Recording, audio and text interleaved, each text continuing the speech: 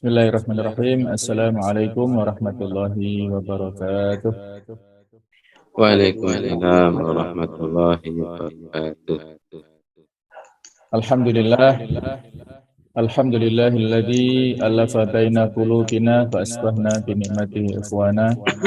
Asyhadu an la ilaha illallah wahdahu la syarika lah wa asyhadu anna Muhammadan abduhu wa rasuluhu la nabiyya ba'dah. Allahumma salli wa sallim ala sayyidina wa habibina wa maulana Muhammad wa ala alihi wa sahbihi wa man sara ala nahjihi wa ta'bi da'watihi ila yaumil qiyamah. Amma ba'du. Para sadidah sekalian rahimakumullah, alhamdulillah, marilah selalu kita perbarui rasa syukur kita kepada Allah Subhanahu wa taala yang dengan nikmat-nikmatnya kita bisa dimudahkan untuk melakukan banyak sekali kebaikan, insyaallah. Mudah-mudahan apa yang kita lakukan senantiasa mendapatkan curahan nikmat barokah dari Allah Subhanahu wa taala. Amin ya rabbal alamin. Di dalam kehidupan ini pasti kita mengharapkan untuk mendapatkan kebahagiaan.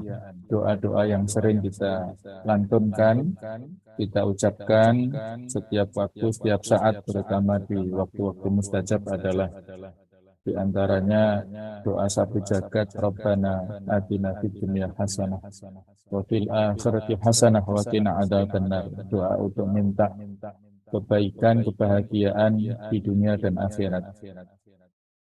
Nah, kebahagiaan ini adalah tempatnya di hati kita masing-masing.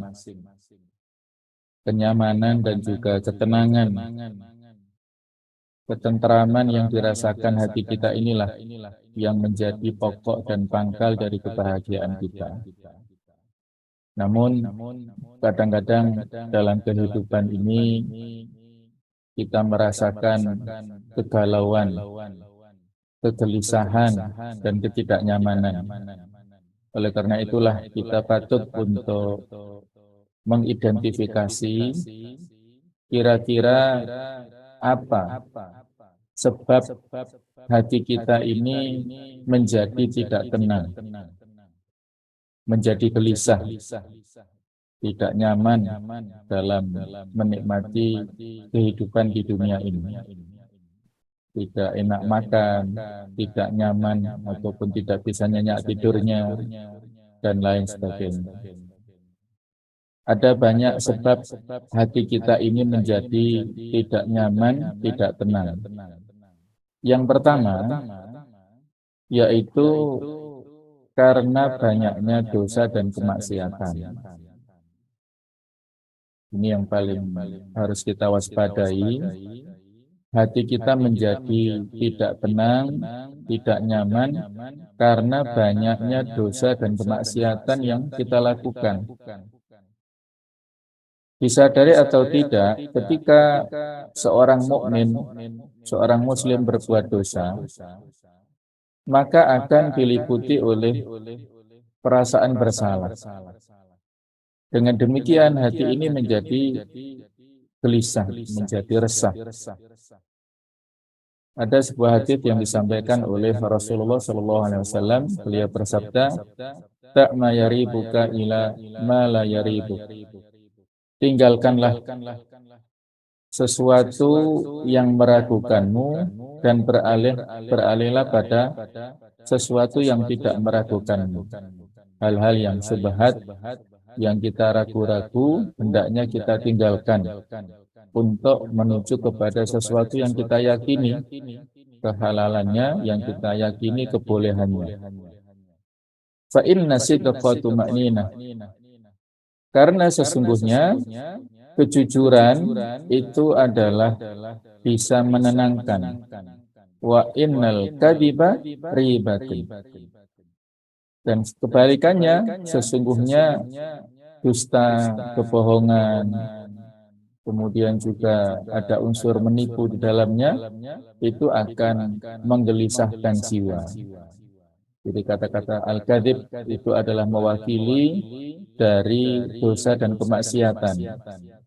Bagaimana dalam Hadis yang lainnya, alaikum bisidqi fa inna sidqa yahdi ilal haq wa innal haq yahdi ilal jannah. Kalian hendaknya memiliki sifat yang jujur, yang benar, karena kejujuran kebenaran itu akan mengantarkan kepada al-haq, kepada kebaikan, kepada kebenaran, dan kebenaran itulah yang bisa mengantarkan seseorang ke surga. Wa iyyakum wal kadhib fa innal kadhiba yahdi ilal fujur wa innal fujur yahdi ilan nar. Dan hendaknya kita semuanya menjauhi sifat bohong ataupun dusta, karena kebohongan itulah yang bisa mengantarkan seseorang kepada keburukan, kepada dosa dan kemaksiatan, yaitu fujur. Dan fujur itulah yang bisa mengarahkan seseorang ke neraka. Na'udzubillah min dzalik. Kemudian dalam hadis yang lain disampaikan juga oleh Rasulullah SAW, al-birru husnul khuluq wal ismu ma haka fi nafsik wa karihta an yattali'a 'alaihin nas. Kebaikan adalah dengan berakhlak mulia. Jadi inti daripada kebaikan itu adalah akhlak karimah, akhlak yang mulia. Akhlak yang mulia atau yang baik. Sedangkan wal ism, yang namanya dosa ataupun kemaksiatan, kejelekan itu adalah mahaka fi nafsika, sesuatu yang menggelisahkan jiwa.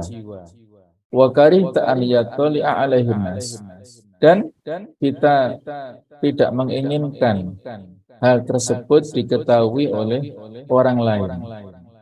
Jadi kalau kita ragu-ragu tentang apa hukum dari sesuatu yang kita hadapi, maka dalam hadis yang lain disebutkan istafti qalbaka. Kita hendaknya bertanya kepada diri kita masing-masing. Kita bertanya kepada hati nurani kita. Nah, saat itu ada sinyal jawaban dari hati kita masing-masing. Kalau hal yang kita hadapi itu tidak masalah, apabila orang lain tahu, maka itu adalah sesuatu yang baik. Tetapi kalau kita malu apabila ada orang lain yang mengetahui apa yang hendak kita lakukan, maka itu adalah tanda-tanda sesuatu itu buruk. Kebaikan akan bisa menenangkan jiwa kita, dan keburukan akan bisa menggelisahkan kita. Ini dengan catatan hati kita masih bersih, ya, masih ada filter, sehingga pada saat melakukan dosa kemaksiatan itu menjadi gelisah dan tidak nyaman. Nah, kalau 1-2 kali dosa dilakukan oleh seseorang, maka hatinya menjadi berpenyakit dan akhirnya dia tidak lagi punya sensitivitas pada saat selesai melakukan dosa atau kemaksiatan, dan dampaknya ya nantinya menjadi kebal terhadap kemaksiatan, seolah-olah itu hal yang biasa dan bahkan tidak malu-malu lagi. Na'udzubillah min dzalik. Ada kalimat atau nasihat dari Ibnu Qayyim al-Jauziyah yang artinya adalah, jika kamu menemukan keterasingan karena perbuatan dosa, maka segera tinggalkan dan jauhi dosa dan maksiat. Hati tidak akan tenang dengan perbuatan dosa tersebut. Itulah nasihat dari ulama besar Ibnu Qayyim al-Jauziyah. Yang kedua, penyebab hati kita menjadi tidak tenang atau gelisah, resah, itu adalah karena kurang bersyukur kepada Allah Subhanahu wa Ta'ala. Kita kurang pandai bersyukur.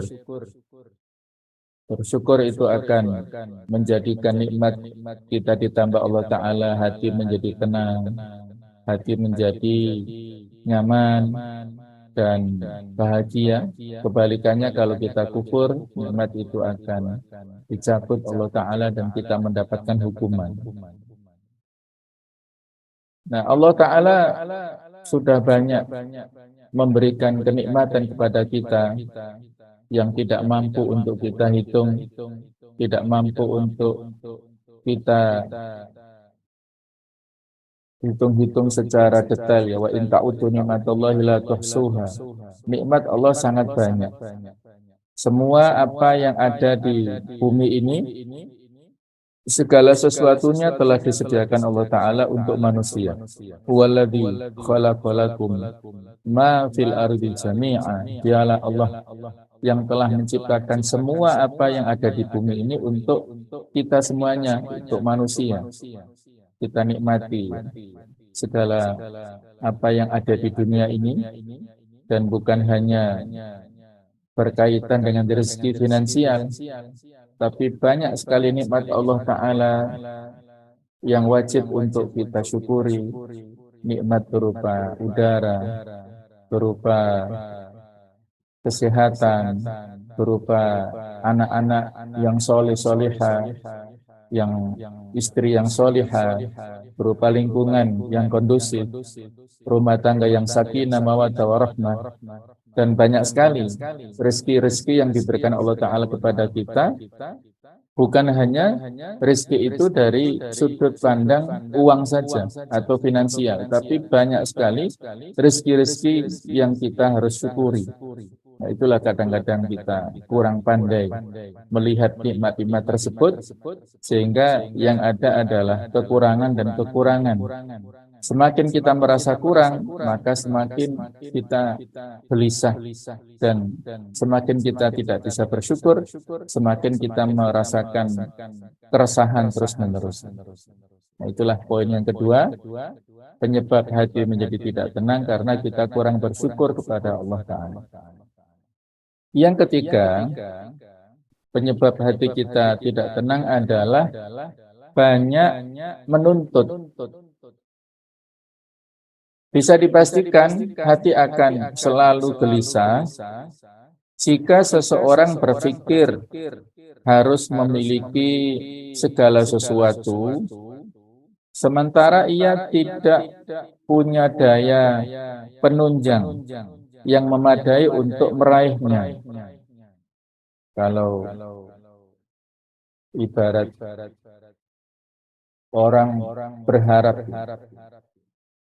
ada harapan-harapan yang terlalu tinggi, tulul amal, panjang angan-angannya, tidak sesuai dengan fakta.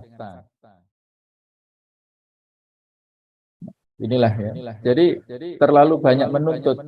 Kita boleh berobsesi memiliki keinginan himmatun aliyah. Keinginan, obsesi yang tinggi itu adalah diperbolehkan, dipersilahkan untuk menguatkan tekad dan juga memberikan motivasi target-target tertentu boleh. Tapi kalau tidak sesuai dengan fakta, dengan kemampuan, maka akan menjadi seseorang itu frustasi dan mengalami keterpurukan akhirnya, keputusasaan. Jadi disinilah kita ada kaitannya antara poin kedua dan ketiga ini. Dia tidak bersyukur dan terlalu banyak segala keinginan. Maka inilah yang harus kita waspadai. Allah Ta'ala itu pada saat kita berdoa, ya, dengan berdoa yang macam-macam itu pasti ya, Allah akan memberikan sesuai dengan kebutuhan kita. Tapi kalau sekedar keinginan itu belum tentu, karena kalau keinginan bisa jadi ketika dikabulkan, itu nanti akan memberikan madharat kepada kita. Innallaha, sesungguhnya Allah Ta'ala la yahmi abdahu minad dunya wa huwa yuhibbuhu, akan memberikan perlindungan kepada seseorang dari harta dunia pada saat Allah cinta kepadanya. kama tahmuna maridakum atau ama wasyarab takhafuna alaihi, seperti kalian memberikan proteksi, perlindungan kepada pasien, orang yang sakit, dari dari makanan, minuman, karena kita khawatir dengan kondisi kesehatannya. Ibaratnya kalau kita menunggu orang yang sakit diabetes, dia minta minum-minum yang manis, ya kita nggak kasih. Karena walaupun dia suka, itu memberi madarat padanya. Kalau dia memiliki penyakit hipertensi misalnya, dia minta makanan-makanan, daging, gulai, macam-macam yang bisa menjadikan tekanan darahnya tinggi, kita nggak kasih, walaupun dia suka. Nah, kurang lebih seperti itulah ketika Allah Ta'ala mencintai kepada seseorang, walaupun dia minta-minta, tapi Allah Maha tahu kalau diberikan, justru memberikan madarat kepadanya, maka akan ditahan dulu, akan diseleksi. Kira-kira ini berdampak baik atau buruk kepada hamba ini. Kalau buruk dampaknya, maka ditangguhkan dulu. Doanya tidak langsung dikabulkan, tapi bisa jadi alternatif untuk menjadi investasi tabungan di akhirat, atau juga menjadi beralih kepada dijauhkan, ya, dihindarkan dari segala macam mara bahaya. Itulah alternatif doa yang kita sampaikan kepada Allah Ta'ala, tidak ada ruginya. Semakin banyak kita berdoa, semakin dampak positifnya kembali ke kita sendiri, apakah langsung nantinya kita dapatkan di dunia, ataukah di akhirat nanti. Bahkan di akhirat itulah yang lebih penting. Ketika ada dialog antara hamba dengan Allah Ta'ala, wahai hamba-hambaku, aku akan membayar hutang-hutangku, ya, kurang lebih seperti itulah, ya, dalam riwayat hadis. Ya Rabb, ya Allah, mana mungkin aku berhutang kepadamu, justru akulah yang banyak melakukan segala kekurangan dan ya segala kewajiban yang aku lalaikan. Maka kata Allah, ya, hutang ini maksudnya adalah aku membayar doa-doa yang belum aku kabulkan di dunia, aku bayarkan sekarang di akhirat, menjadi investasi tabungan akhirat. Itulah luar biasa. Justru yang sangat kita butuhkan nanti adalah investasi di akhirat yang belum ditunaikan Allah Ta'ala di dunia, belum dikabulkan doa-doa kita, itu akan menjadi tabungan yang sangat penting, yang sangat berarti di akhirat, saat kita semuanya membutuhkan stok pahala dari amal-amal soleh. Kalaupun kita sudah habis, maka masih ada amal-amal soleh yang kita simpan, yaitu tabungan doa-doa yang belum terkabulkan di dunia. Itulah yang justru sangat penting kita harapkan nanti. Baiklah, yang keempat, orang itu memiliki hati yang galau, yang gelisah. Itu apa sebabnya? Karena terlalu cinta dunia. Dia berlebihan dalam mencintai dunia. Rasulullah Shallallahu Alaihi Wasallam mengkhawatirkan kepada umatnya yang mencintai dunia secara berlebihan, sebagaimana disebutkan dalam hadis sahih muttafaqun alaih, inna mimma akhafu alaikum ba'di ma yuftahu alaikum min zahratid dunya wa zinatiha. Yang paling aku takutkan dari umat sepeninggalku adalah jika kesenangan dunia dan hiasannya dibuka untuk kalian. Itulah yang ditakutkan oleh Rasulullah SAW. Bukan karena kefakiran, kemiskinan. Itu biasa. Para sahabat dulu adalah orang-orang yang biasa survive dalam segala macam bentuk kefakiran, kemiskinan. Tapi kalau soal fitnah dunia, ini yang berat. Ada dunia dengan segala macam isinya. Zuyyina linnas hubbus syahawat minan nisa wal banin wal qanatiril muqantarah wa dhahabi wal fidda al-ayah. Itulah fitnah dunia yang bermacam-macam. Cinta kepada syahwatnya, cinta kepada wanita, tahta, harta, dan sebagainya. Itulah fitnah dunia apabila dibentangkan dengan segala macam hiasan dan keindahannya, justru banyak menjadikan orang tidak sabar dalam mensikapinya, dalam menghadapinya. Kemudian yang kelima adalah terlalu berharap kepada manusia. Dia bergantung kepada makhluk, bukan kepada Khalik. Barang siapa yang bergantung kepada makhluk, sesama manusia, maka siaplah dia kecewa. Tapi kalau dia bergantung hanya kepada Allah, Allahus Samad, Allah adalah tempat bergantung satu-satunya zat yang wajib untuk kita bertawakal hanya kepadanya, menggantungkan segala keinginan obsesi kita. Maka kita insya Allah akan mendapatkan ketenangan, kenyamanan. Tapi kalau bergantungnya kepada sesama manusia, ya manusia banyak keterbatasannya. Maka wajib kita bergantung kepada Allah, bukan kepada manusia. Berikutnya yang keenam adalah berbuat zalim. Mendolimi orang lain artinya meninggalkan perasaan tidak enak. Karena itu segeralah kita meminta maaf, karena meminta maaf dekat dengan ketakwaan yang pada akhirnya menimbulkan ketenangan. Wa anta'fu aqrabu litaqwa di surat Al-Baqarah ayat 237. Dan apabila kalian memberikan maaf, maka itu akan lebih dekat kepada ketakwaan. Jadi saling memaafkan. Kita minta maaf dan juga saling memaafkan. Apabila kita berbuat zalim, segeralah kita minta maaf, minta kehalalannya, bukan menunggu waktu Idul Fitri saja, tapi kapanpun kita bisa minta maaf setelah melakukan kezaliman. Insya Allah itu akan menjadikan hati kita plong. Kita memiliki kelapangan dada, yang dengan lapang dada itulah kita mendapatkan kenyamanan dan kebahagiaan. Yang ketujuh, hati tidak tenang itu karena lemah iman. Imannya rapuh, imannya lemah. Seseorang yang lemah imannya akan mudah mengeluh dan menyalahkan keadaan. Bahkan orang yang lemah iman tidak yakin dengan kekuasaan Allah. Padahal hidup dan mati, rezeki dan jodoh manusia semua sudah diatur dan ada dalam kekuasaan Allah Ta'ala. Ini sudah kita sampaikan di surat Ali Imran yang 26-27.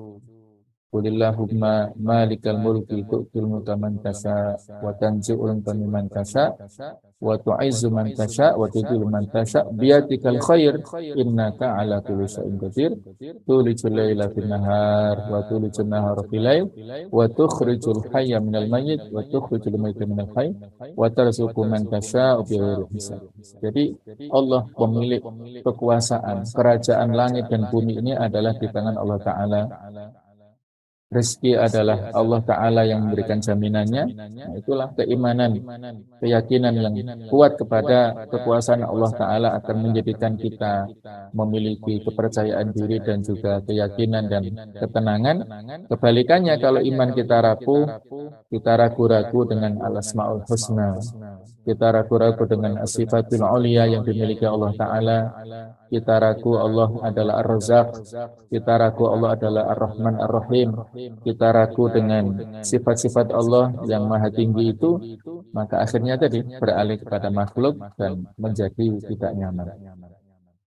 Yang kedelapan adalah tidak bersungguh-sungguh menaati syariat Allah Ta'ala, tidak memiliki mujahadah, malas beribadah, dan juga enggan bertaubat kepada Allah. Itulah akhirnya hati kita menjadi tidak tenang, yang menjadi gelisah. Yang terakhir ada kalimat yang bagus dari Ibnu Qayyim al-Jauziyah. Beliau mengatakan, wa inna ma tahsulul humum wal humum wal ahzan min jihatain. Sesungguhnya akan terjadi kegelisahan, keresahan dan kesedihan disebabkan oleh dua hal. Ihtahuma ar-raghbatu fid dunya wal hirsu 'alaiha. Salah satunya adalah berharap dan berambisi kepada dunia. Terlalu cinta kepada dunia itulah sebab yang harus kita waspadai. Wasania at-taqsiru fi a'malil birri wa ta'ah. Yang kedua sebabnya adalah kurangnya melakukan amal kebaikan dan ketaatan. Tidak punya sifat mujahadah. Inilah ada 8 poin yang menyebabkan hati seseorang menjadi gelisah, resah, susah, dan terus-menerus murung. Maka marilah kita jaga hati kita supaya selalu berada dalam kebersihannya, walaupun salim. Hati yang bersih inilah yang bisa menjadikan selalu bergairah, menjadikan hidup kita selalu bersemangat untuk melakukan kebaikan, yang dengan itulah mengantarkan kepada kebahagiaan dunia dan akhirat. Hadanallahu wa iyyakum ajma'in. Allahumma waffiq ila aqwamit thoriq wal hadi ila sawa'is sabil. Wassalamualaikum warahmatullahi wabarakatuh. Waalaikumsalam warahmatullahi wabarakatuh.